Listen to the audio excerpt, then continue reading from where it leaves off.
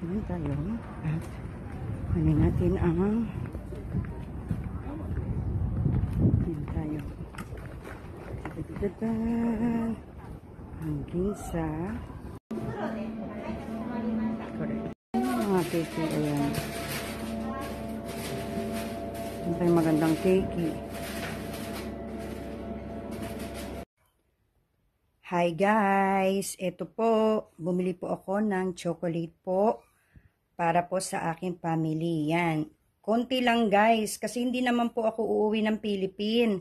Magpapasuyo lang po ako sa aking ate. Dahil sa 24 po ng Sunday po ay uuwi po siya ng Pilipinas. Malapit lang po siya sa bahay namin. So nakisuyo po ako na kahit konting ayan chocolate po ay mapadalang ko man lang ang aking pamilya. So siya na lang daw magbibigay ng seafoods noodles po or ramen.